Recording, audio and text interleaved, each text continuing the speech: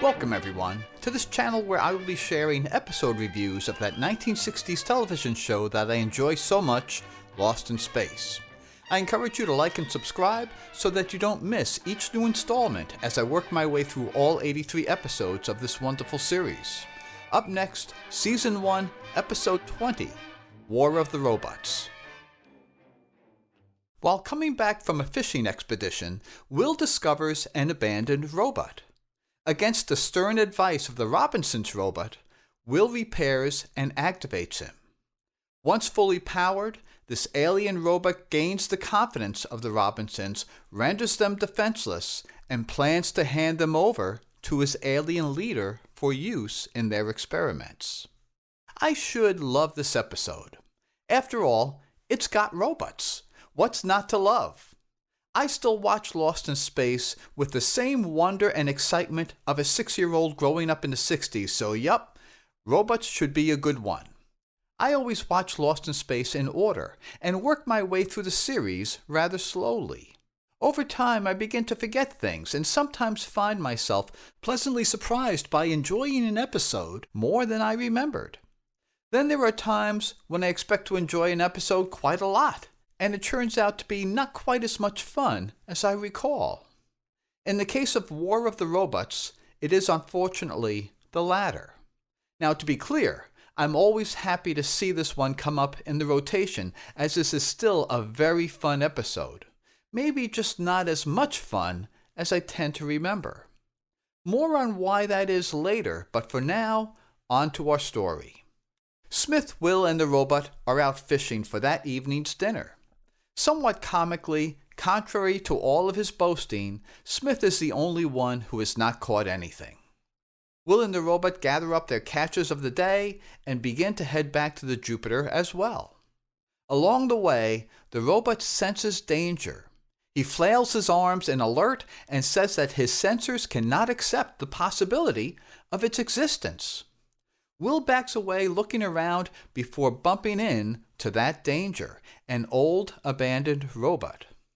Will at first is alarmed, but then his persistent curiosity takes hold and he moves in for a closer look. The robot, however, continues to sound his alarm.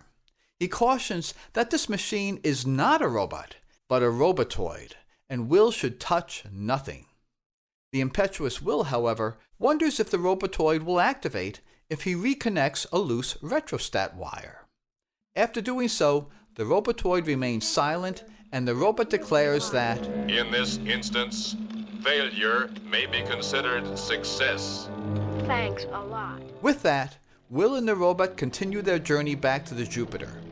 Shortly after they step away, however, the robbotoid does activate and tests his laser beam, which is clearly still as effective as it is lethal. Will and the robot arrive back at the Jupiter, and Maureen, who is planning the evening's meal, rejoices in the fish they have all caught. Will, however, just wants to speak to his dad. At that moment, John arrives, and Will tells him about his find. John suggests that they go check it out and bring their robot along as well. However, the robot suggests that his presence is not necessary and that he prefers to stay behind to help prepare dinner. Here we get a fun little exchange between John and Maureen. It doesn't mean much to the story, but it does reinforce that sense of family that is so vital to the enduring nature of the Lost in Space series. We won't be long. Well, the biscuits will be ready in 30 minutes. Oh, well, then I'll be back in 25. John offers a poor assessment of the robotoid as well as the prospect for having it work again. But the ever-precocious Will is undeterred, and John gives his permission to work on the machine. Along the way, we get another little bit of that natural feeling sense of family. Hey, let's get back. I think I can smell those biscuits from here. Dad, would you mind if I worked on him? All right. Provided you do all your regular chores first. From now on, I'll do everything twice as fast. And never mind the twice as fast. Just get them right, huh? Okay. With the robot as an assistant, Will begins working on the robotoid. The robot, however, is rather unwilling as that assistant and refuses Will's request to turn on the Energizer. The robot repeats his warning that tampering with the robotoid is extremely dangerous. Will loses patience, and then the robot explains the reason for his caution. Our robot is a machine which performs as programmed. Our robotoid is a machine which goes beyond programming. It has a free choice. Good, bad, wrong, right, slow, fast. Will dismisses the robot's warning as merely an act of jealousy. However, as the robot repeatedly states it is a human emotion. I am not jealous. It is a human emotion. I am not jealous. It is a human emotion. Later, over a game of chess, Will tells the family that he's replaced just about every part in the robotoid and can't seem to get it to activate. Maureen asks about their robot, and Will says he's right outside, but when the family looks, they discover that he's no longer there. Will believes that he must have gone to the robotoid, and John, Don, Smith, and Will all head out to check on him. We next see the robot marching along, repeatedly stating, so as to seemingly try to convince himself, it must be done. It must be done. The robot approaches the robotoid and says that he is not fooled by his silence, that he knows the robotoid is aware. Indeed, that he's already been aware for a couple of days. Saying that he must do what he must, the robot picks up a sledgehammer and says that he will destroy. Just as he prepares to swing the hammer, Smith sees him and commands that he stop.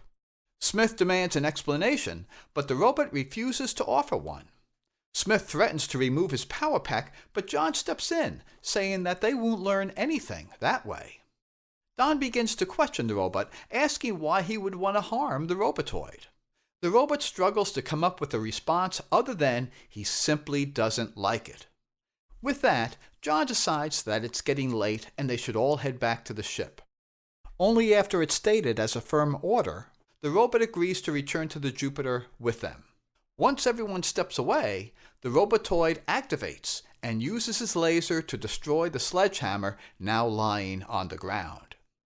The next morning, Will comes out and activates the robot. He says he wants them to go for a walk to the robotoid. The robot makes it clear that he has no interest in the robotoid. Will says that there must be something wrong with his programming, that he doesn't like robots. Once more, though, the robot makes the distinction. They are not speaking about a robot. It is a robotoid. Will says that if the robot doesn't want to join him, he'll simply go to the robotoid alone. The robot, sensing the danger, ultimately says that he will join Will, that Will may need his protection. Here, we have a little moment that begins to more fully cement the bond between Will and the robot. From now on, why don't you call me Will? I mean, we've known each other long enough to drop the formalities. Will, I shall call you Will. Let's go. We once more see Will tinkering with the robotoid, saying that he's done all that he knows how to do. Initially, the robotoid still remains unresponsive, and the robot once again recommends abandoning the project. Will concedes that there is nothing else he can do. The robot approaches the robotoid to disconnect its fusion wires, but then, very much like the Frankenstein monster, we see the robotoid very slowly start to come to life. Did you hear something? No. He's activating. Maybe he can speak. Hello? The robotoid begins to respond to Will's simple commands, and he is thrilled as they head off to the Jupiter together. The robot, however, offers a very different assessment of the situation.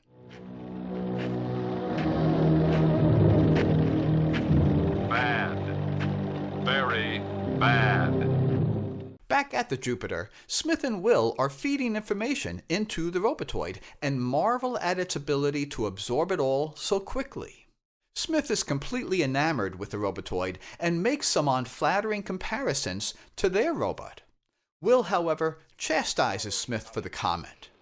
And compared to that clumsy has-been over there, we have an absolute genius on our hands. You shouldn't talk that way in front of him, Dr. Smith, even if he is only a robot. He hears you and has a reaction. Indeed. Next, you'll be telling me that he's thin-skinned. John and Don approach them, and Don asks if their robot has been any more trouble. Smith says that he's behaving himself because he has threatened to dismantle him and use the parts to make a pleasure vehicle for himself. John very reasonably says that they should be sure the robotoid works satisfactorily before tearing anything apart. To exhibit the robot's superiority, Smith performs a demonstration. He takes from Maureen her watch and, to everyone's dismay, crushes it under his heel. He passes the destroyed watch to the robotoid and says simply, "You know what to do." With the wave of a hand, the watch becomes completely repaired. Having seen this, everyone begins imagining what the robotoid may be able to do for them. Everything from repairing parts on the chariot to darning socks. The robotoid assures all of them that they only need to ask, that he will be most pleased to help them.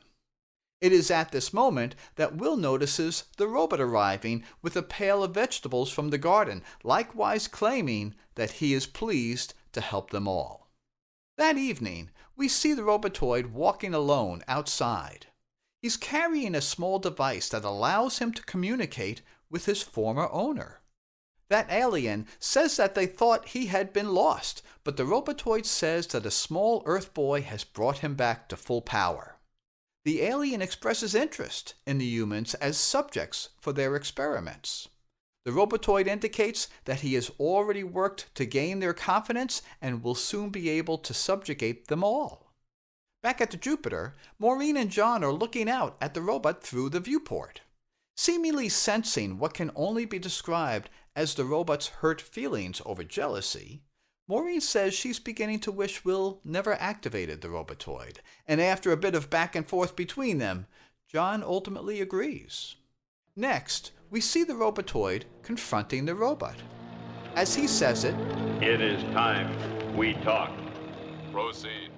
Needing to eliminate the robot as a potential impediment to his mission of subjugating the Robinsons, he tells the robot that he is inferior and obsolete and that the Robinsons already prefer him to the robot. The robot insists that they are his family and he will not leave, at which time the robotoid demonstrates his offensive superiority by blasting the robot with his laser. The robot is now without power as the robotoid leaves with a final warning. A small reminder of what is in store for you if I am provoked.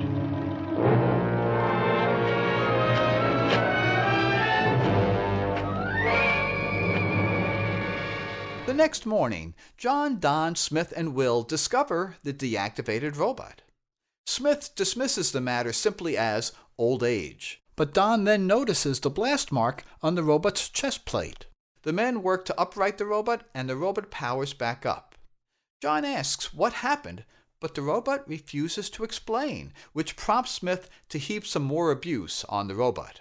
Just then, the robotoid arrives with the engine plans for the chariot. Don says they can work on the chariot together, but the robotoid is clear. He does not need help, but will welcome Don's company.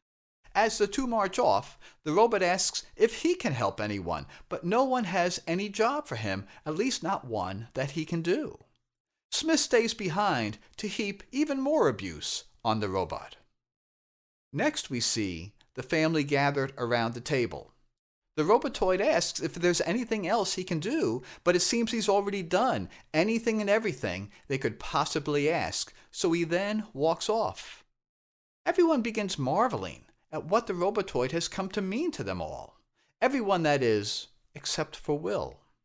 Will recognizes how the robot, who he considers to be his friend, is feeling rejected, and he now regrets that he ever activated the robotoid.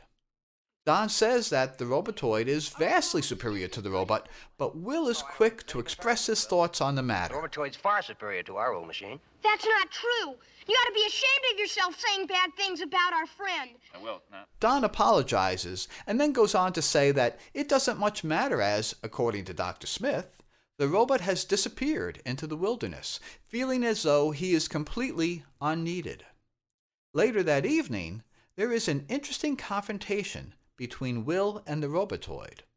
With his mission to subdue the humans in mind, the robotoid steps into the Jupiter and starts to gather their laser weapons. Will catches him and reminds him that he's not permitted to touch their weapons. I love this dialogue for a couple of reasons. For one, it reveals the depth of Will's loyalty to the robot, as well as his growing distrust of the robotoid. I also, though, giggle a bit at the robotoid's last line, sort of a snide little response as he turns to leave. Stay away from me. As you wish, Mr. Robinson. And stop calling me Mr. Robinson. How would you like to be addressed? Just don't talk to me at all. Forever. Yes, sir. Good night, sir. Later that evening, Will is out looking for the robot and ultimately finds him. He asks what he was doing outside, and the robot says that he was trying to overload his power cells and burn out his memory banks, essentially committing suicide. The robot regretfully says, however, that his circuit breakers prevented him from doing so. He then begins to warn Will about the robotoid when he pauses to sound an alarm. What is it? My enemy is coming. The robotoid? Negative. I refer to Dr. Smith. Will? You mean he's the one you've been hiding from? He may change his mind and seek to reassemble me into a pleasure vehicle. With that, the robot states only to beware of the robotoid before saying goodbye. Smith catches up to Will and immediately begins complaining about the robotoid, that he's late for giving him his massage. Now we see the robotoid once more communicating with his leader. The robotoid reports that all is going well with their plan, but also notes that the small Earth boy is suspicious and that he may have to destroy him.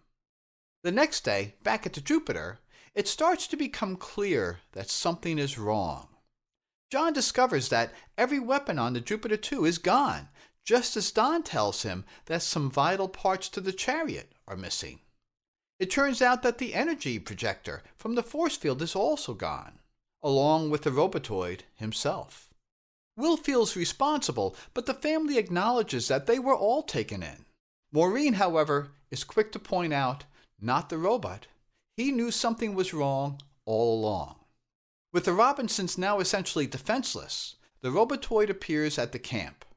John demands that the robotoid return the equipment he has taken, but the robotoid is quick to make it amply clear that it is he who is now in command and gives the orders. As an exhibit of his authority, he blasts a nearby stone with his laser. He says that there are those who have need for all of them.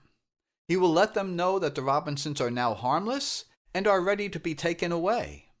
In classic fashion, Smith tries to flatter the robotoid, hoping for some opportunity to negotiate their way out of this, but the robotoid quickly shuts that down. Will takes the opportunity to make a dash for it, and is successful at getting away. Then Don whispers to John that they could rush the robotoid, and they try, but are quickly knocked to the ground. After that clear display of his strength, the robotoid demands that everyone go into the Jupiter. After running, Will takes a rest on a stone just as the robot comes upon him. Will catches the robot up on all that has transpired and how they need his help, but the robot says that they are no longer his responsibility, no longer his family. With that, the robot actually turns to leave, but Will stops him, reminding him that he is his friend. He asks that the robot help them for him.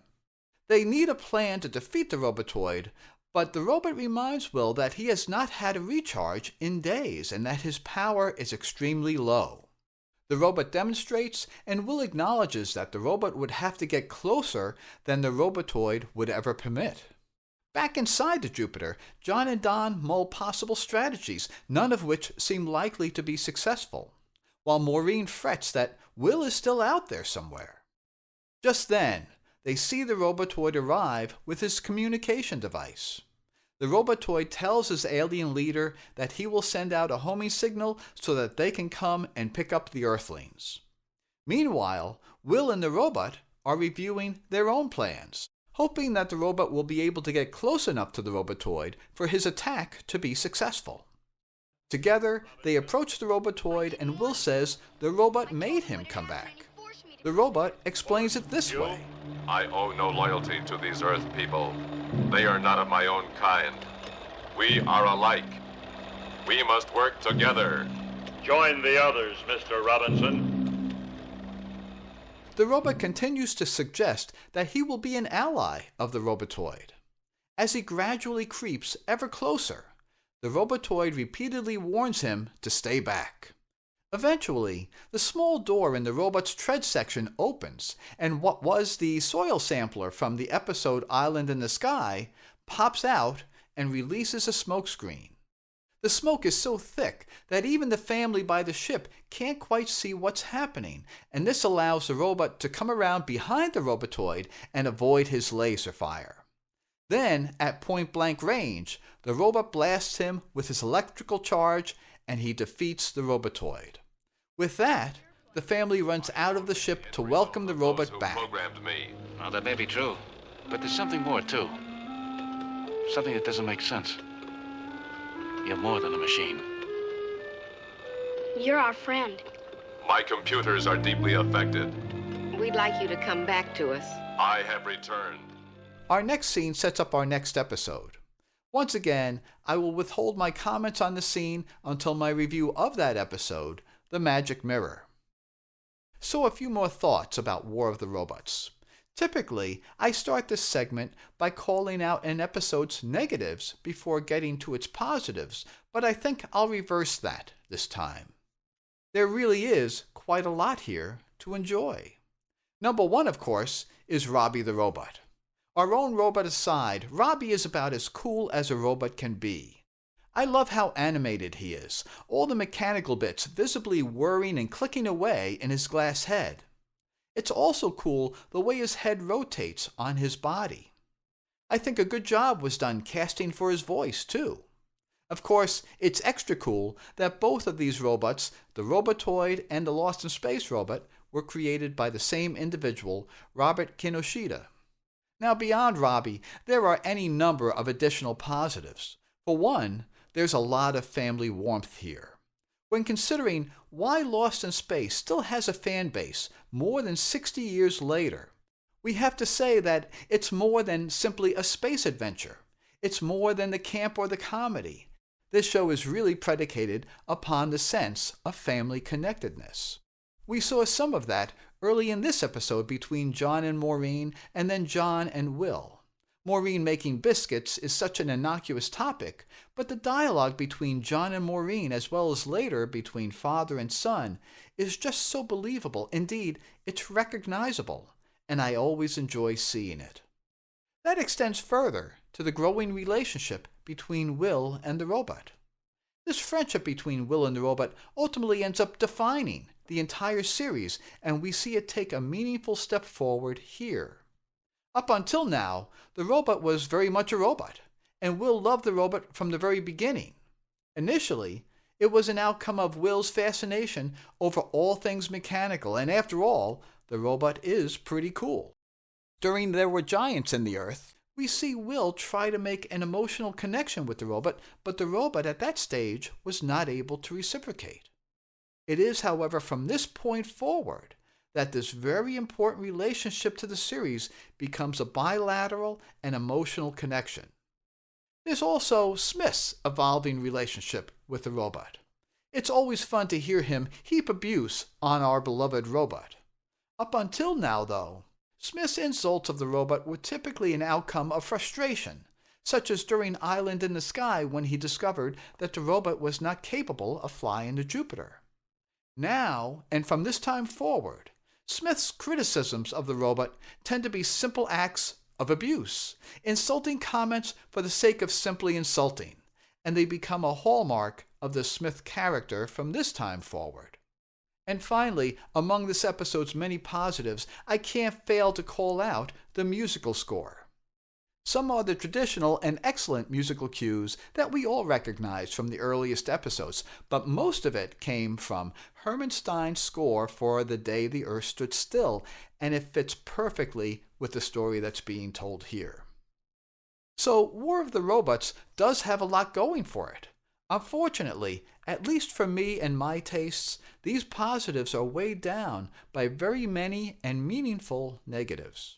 The biggest one is the very basis upon which this episode is predicated. Our robot is concerned about the robotoid being dangerous owing to its free will.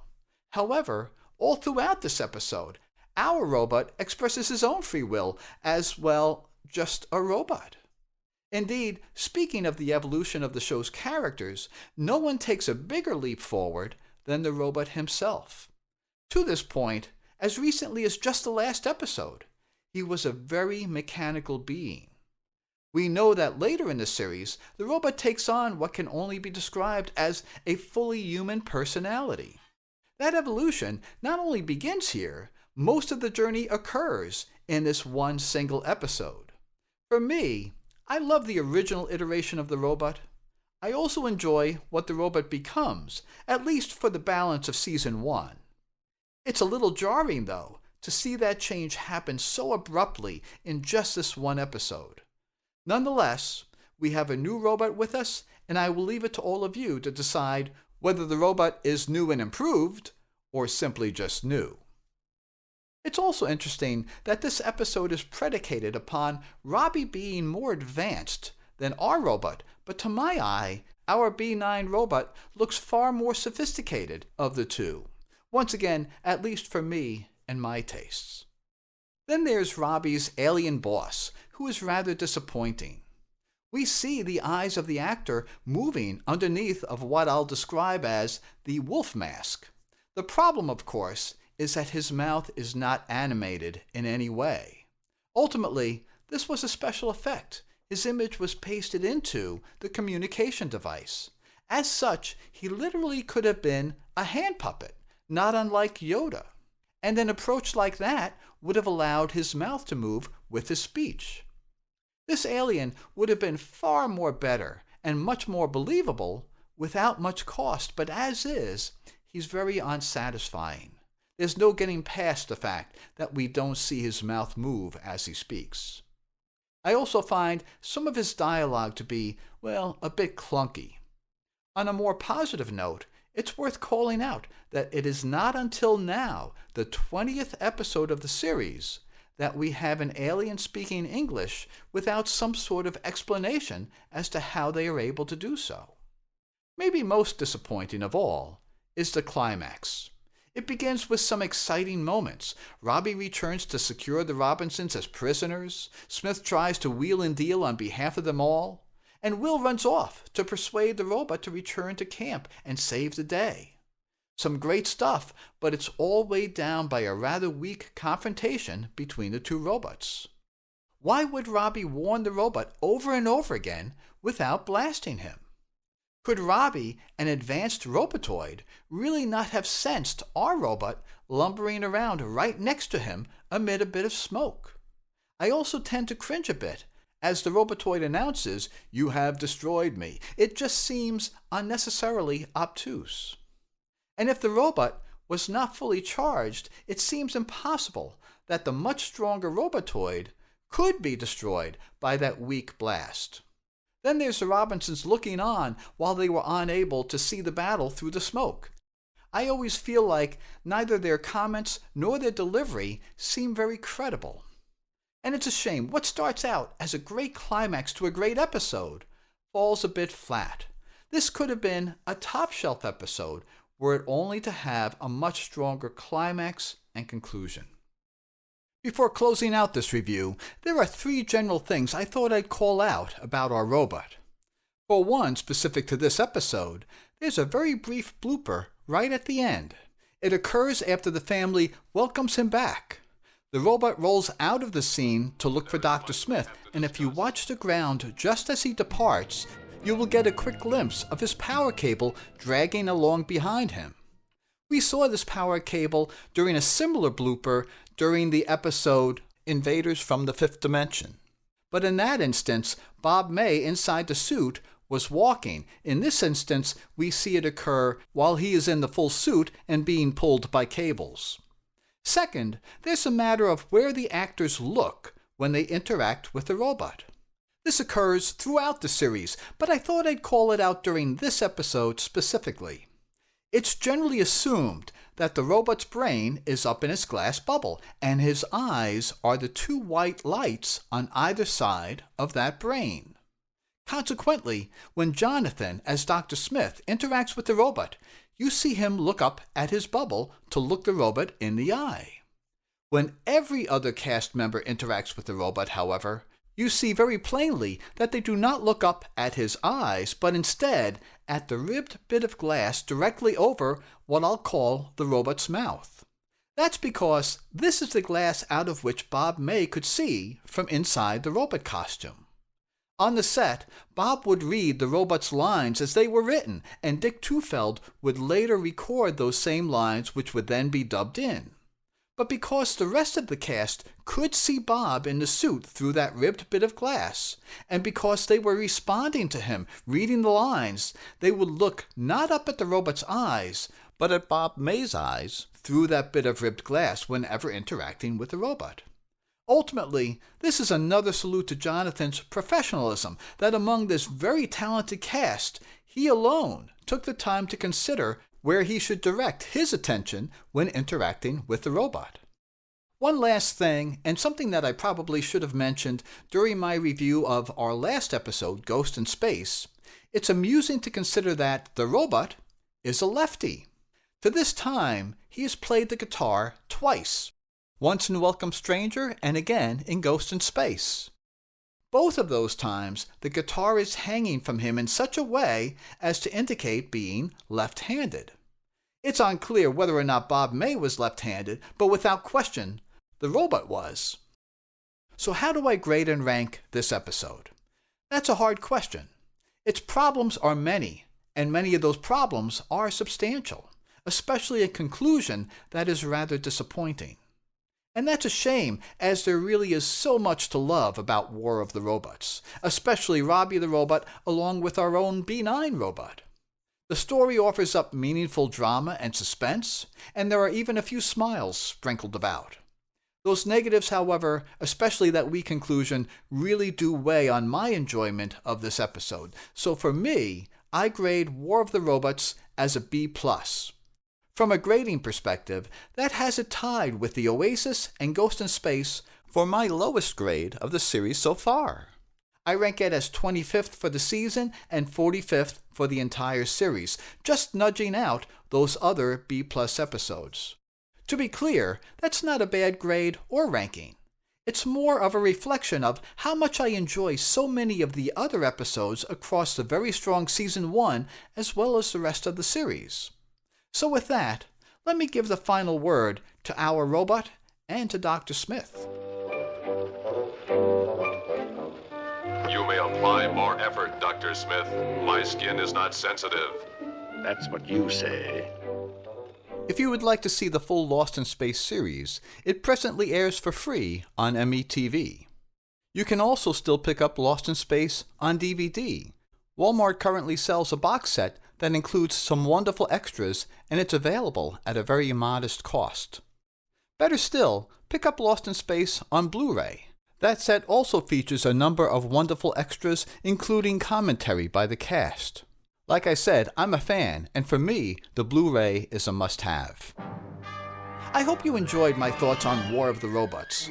One of the things I enjoy most about sharing reviews like this is how different fans perceive each episode quite differently, and I invite you to leave your own perspectives below in the comments. Most of all, I hope you will come back and join me when I review our next episode, The Magic Mirror. A very good episode, but definitely one with a different tone, one about which there are very varying opinions among fans.